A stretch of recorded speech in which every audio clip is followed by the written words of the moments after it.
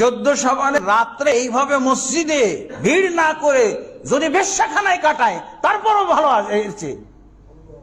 যদি সারা রাত যদি সে বেশ্যাখানায় থাকে সেটাও ভালো। সম্মানিত ভাইরা আমার, গতকালকে ফেসবুকের মাধ্যমে দেখতে পেলাম এক ঘরানার এক আলেম, তিনি বলতেছে শবে বরাতের রজনীতে শাবান মাসের 14 তারিখ দিবাগত রাতে তোমরা মসজিদে সময় কাটানোর থেকে পতিতালয়ে সময় কাটাও, এটাও তার থেকে ভালো হবে। প্রতিটা মুসলমানের হৃদয়ে এসে কথাটা লাগলো, কি করে একজন আলেম হয়ে কথাটা বলতে পারে? যদি সে প্রকৃতপক্ষে যদি আলেম হতো তাহলে এ ধরনের কথা কখনো তার মুখ দিয়ে বের হতো না। কেননা মসজিদ একটা উত্তম জায়গা, পবিত্র জায়গা, সেই জায়গার সাথে একটা পতিতালয় খারাপ জায়গা, সেখানকার তুলনা করা আমি মনে করি এটা কখনোই উচিত হয় নাই। তারাই এরকম বলতে পারে মসজিদের থেকে পতিতালয় ভালো, যাদের জন্মটা হয়েছে পতিতালয়ে, বেশ্যাখানায় যাদের জন্ম হয়েছে, এই সব লোকই বলতে পারে মসজিদের থেকে পতিতালয় ভালো।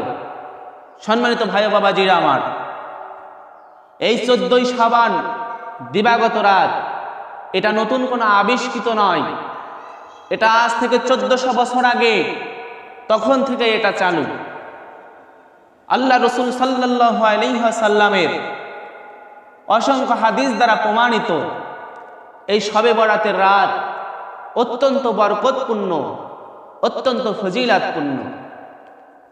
ছোট্ট একটি ঘটনা যদি আপনাদের মাঝে বলি, হাদিস যদি তুলে ধরি, তাহলে আপনারা বুঝতে পারবেন। সম্মানিত ভাইরা আমার, আল্লাহ রসুল সাল্লাল্লাহু আলাইহি ওয়াসাল্লামের একটি হাদিস থেকে পাওয়া যায়, আল্লাহ রসুল সাল্লাল্লাহু আলাইহি ওয়াসাল্লাম এবং মা আয়েশা সিদ্দিকা রাদিয়াল্লাহু তাআলা আনহা একদিন বিছানার মধ্যে শুয়ে আছে। হঠাৎ করে গভীর রাতে মা আয়েশা সিদ্দিকা রাদিয়াল্লাহু তাআলা আনহার ঘুম ভেঙে গেল। ঘুম ভাঙার পরে তাকিয়ে দেখে পাশে আর আল্লাহ রসুল সাল্লাল্লাহু আলাইহি ওয়াসাল্লাম নেই। সঙ্গে সঙ্গে আল্লাহ রসুলের স্ত্রী মা আয়েশা সিদ্দিকা আল্লাহ রসুলকে খোঁজা আরম্ভ করে দিলেন। আল্লাহ রসুলকে খুঁজতে খুঁজতে দেখা গেল আল্লাহ রসুল সাল্লাল্লাহু আলাইহি ওয়াসাল্লাম জান্নাতুল বাকির মধ্যে মোনাজাত অবস্থায় দু চোখের পানি ফেলে ফেলে ফেলে ফেলে কান্না করতেছে। মা আয়েশা সিদ্দিকা তাকে ডাক দিয়ে বললেন, ইয়া রাসূলুল্লাহ, ইয়া হাবিবাল্লাহ, হুজুর, আমার যখন গভীর রাতের মধ্যে ঘুম ভেঙে গেল, আপনাকে খোঁজার পরে দেখলাম আপনি কোথাও নেই। ইয়া রাসূলুল্লাহ, ইয়া হাবিবাল্লাহ, হুজুর, আপনি এরকম জান্নাতুল বাকির মধ্যে সে এত গভীর রাতে দু চোখের পানি ছেড়ে ছেড়ে কেন কান্না করেন? ইয়া রাসূলুল্লাহ, ইয়া হাবিবাল্লাহ। আল্লাহ রসুল সাল্লাল্লাহু আলাইহি ওয়াসাল্লাম বলেন, আয়েশা, তুমি কি জানো আজকে কোন রজনী? আয়েশা সিদ্দিকা বলেন, ইয়া রাসূলুল্লাহ, ইয়া হাবিবাল্লাহ, হুজুর, না, আমি তো জানি না এটা কোন রজনী। সঙ্গে সঙ্গে আল্লাহ রসুল সাল্লাল্লাহু আলাইহি ওয়াসাল্লাম বলে দিলেন, আয়েশা, আজকে এমন একটি রজনী যে রজনীতে আল্লাহ রাব্বুল আলামিন স্বয়ং প্রথম আসমানের মধ্যে নেমে আসে। শুধু নেমেই আসেন না, আসার পরে বান্দা বান্দিকে বলেন, বান্দা বান্দি, তোমাদের মধ্যে কে গুনাহগার? আসো আমার কাছে গুনাহ মাফ চাও। বান্দা বান্দি, আমি তোমাদের জীবনের গুনাহগুলো মাফ করে দেব। বান্দা বান্দি কি আসো, তোমার রিজিকের অভাব, কার কোন অভাব আছে, কেউ অসুস্থতার মধ্যে পড়ে আসো, আজকের রজনীতে আমার কাছে তোমরা চাও, আমি আল্লাহ রাব্বুল আলামিন তোমাদের সমস্ত আশা বাসনাগুলো পুরা করে দেব। প্রিয় ভাইরা আমার, কিন্তু একটা ভণ্ড প্রতারক, আহলে হাদিসের একজন শায়েখ, একজন কোলাঙ্গার, নাম তার আখতারুজ্জামান, তিনি বলেন এই রাত্রে মসজিদে কাটানো যাবে না, এর থেকে নাকি পতিতালয় বেশ্যাখানায় কাটানো নাকি উত্তম হবে। কিন্তু আল্লাহ রসুল সাল্লাল্লাহু আলাইহি ওয়াসাল্লামের হাদিস দ্বারা প্রমাণিত আমরা দেখতে পেলাম এই রাতের কতটা দাম, কতটা বরকতপূর্ণ একটি রজনী।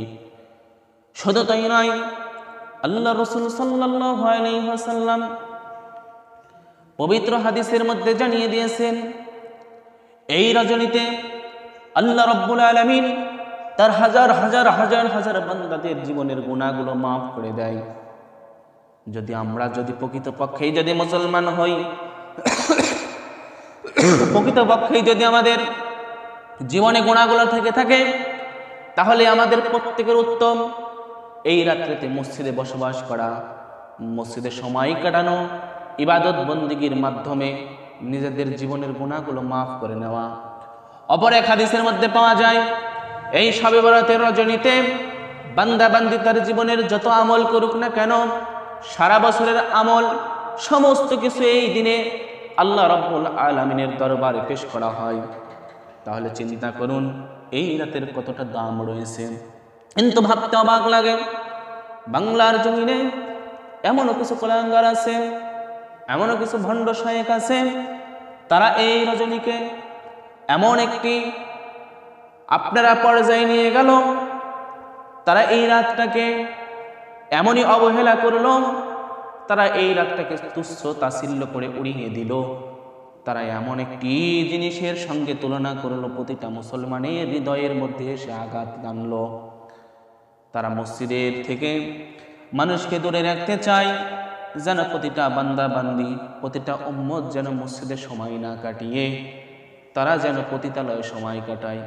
আসলে প্রকৃতপক্ষে আমি বিবেচনা করলাম, আমি প্রকৃতপক্ষে নিজে গবেষণা করলাম, গবেষণা করে দেখতে পেলাম ওই সব আলেমে এই ধরনের কথা বলতে পারে, তাদের প্রকৃতপক্ষে জন্ম যাদের হয়েছে পতিতালয়ে, কোনো বেশ্যাখানায় যাদের, কোনো খারাপ মহিলার গর্ভে যাদের জন্ম হয়েছে, ওই সব ব্যক্তিরা এইরকম মসজিদের থেকে ওই সব জায়গা, খারাপ জায়গাকে তারা উত্তম জায়গা বলতে পারে।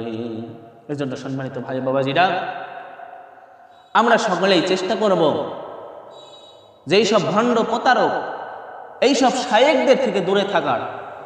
কেন এই সব ভণ্ড প্রতারকরা মানুষকে গোমরা করার জন্য বিদেশি ইহুদি নাসারা তাদের টাকা খেয়ে তাদের এজেন্ট বাস্তবায়ন করার জন্য বাংলার জমিনে আজ তারা লেগেছে। বাংলার জমিনে তাদের এজেন্ট বাস্তবায়ন করতে চায়। প্রতিটা মুসলমানকে তারা কি করতে চায়? নেক আমল থেকে দূরে রাখতে চায়। যেমন শয়তান প্রতিটা বান্দাকে তারা আমলের পথ থেকে গোনার পথে নিয়ে যেতে চায়, তেমনি আমি দেখতে পেলাম এইসব ভণ্ড শায়েকরা, এইসব কুলাঙ্গাররা মানুষকে আমল থেকে দূরে রেখে জাহান্নামের পথে নিতে চায়। যখন আল্লাহ রাসূল সাল্লাল্লাহু আলাইহি ওয়াসাল্লাম আল্লাহর কাছে একটি প্রশ্ন করলেন, ওগো মালিক, আগের সময়ের উম্মতেরা কত সময় পেত, আগের নবীর উম্মতেরা কত সময় পেত, কত আমল করত, কিন্তু আমার উম্মতের হায়াতটা বড় কম, তারা কি করে তাদের সাথে আমল করে ওই রকম এগিয়ে যাবে? সঙ্গে সঙ্গে আল্লাহ রাব্বুল আলামিন জানিয়ে দিলেন, ও আমার হাবিব, আমি আপনাকে ভালোবাসি, আমি আপনাকে মোহাব্বত করি, আমি কখনোই চাই না আপনার উম্মতিরা জাহান্নামে যাক। এই জন্য আমি তোমাদেরকে, তোমার উম্মতদেরকে এমন কিছু রজনী দিয়ে দিলাম, সেই রজনীতে যদি তারা জেগে জেগে যদি তারা ইবাদত বন্দেগী করতে পারে, তাহলে সঙ্গে সঙ্গে দেখা যাবে কি তারা ওই সব নবীদের থেকে, সব নবীদের উম্মতদের থেকে বেশি আমল করে জান্নাতবাসী হতে পারবে। এই জন্য সম্মানিত ভাই বাবাজিরা, আমরা চেষ্টা করব এইসব রজনীতে জেগে জেগে ইবাদত বন্দেগী করার, এইসব রজনীতে বেশি বেশি ইবাদত করার।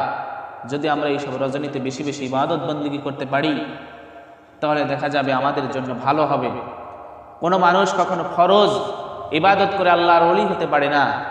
ওলি যখন হতে চায়, ওই বান্দাকে বেশি বেশি ইবাদত বন্দেগী করতে হয়, বেশি বেশি পরিশ্রম করতে হয়। আপনি ফরজ ইবাদত করবেন, আপনি আল্লাহর ডিউটি পালন করবেন, কিন্তু যখন নফল ইবাদত করবেন তখন আপনি আল্লাহর ওলি হয়ে যাবেন। কিন্তু ওই সব